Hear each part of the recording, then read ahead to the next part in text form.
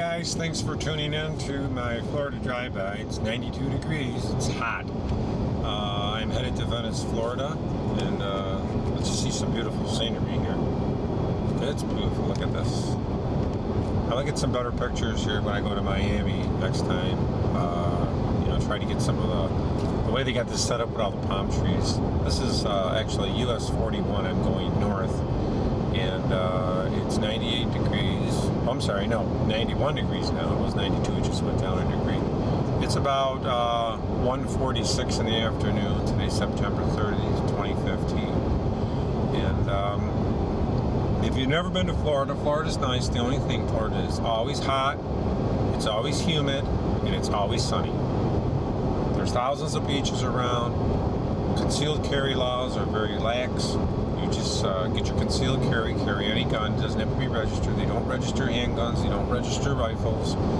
You can buy private sale. You can buy, guns. They got them everywhere. Ammunition. There's no limitation on the size of your magazine. So it's pretty nice out here, as far as all the gun laws and stuff like that. Nobody really bothers you.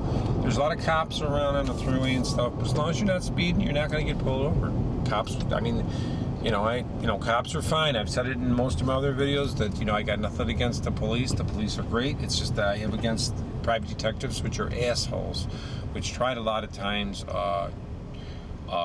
trap people. And that's the problem.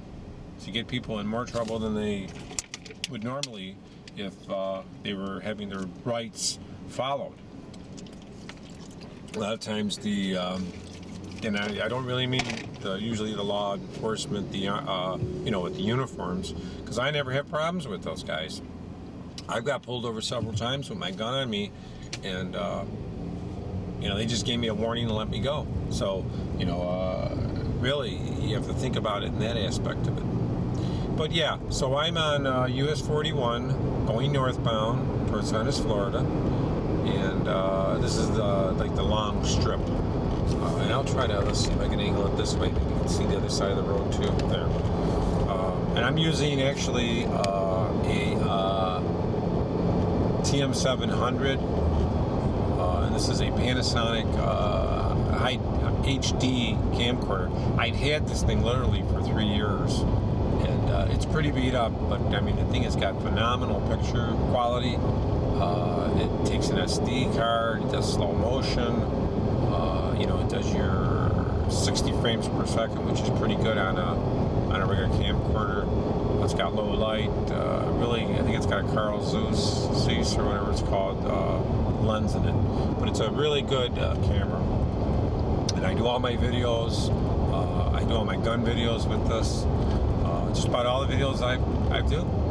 I had one or two did GoPro mounted on my head for my shooting videos, because you can't mount this on your head. But just about all the other videos I'm using this camera. But thanks for tuning in, and not to change the subject, I wanted to also shout out and say I appreciate everybody that watches my videos.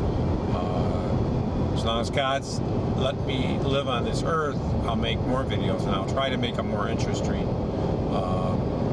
And usually my drive-bys, it's when I'm thinking about something and driving in my car, and I'm like, oh, yeah, so I just discuss, conversationally, things that I would discuss in a normal manner if I was out in a restaurant or with my buddies and stuff like this. But I did want to bring something up. I wanted to bring out a mention. What do you think of the plastic or polymer 1911's? And I think it's RIA Arms, American Tactical, I think it is. I saw is making a polymer 1911. I'd like to know what you guys think about polymer 1911s. If you like the polymer 1911, if you don't like the polymer 1911s. The only thing I can see on polymer 1911s, unless they're using some really good strong polymer, I could see it wearing out.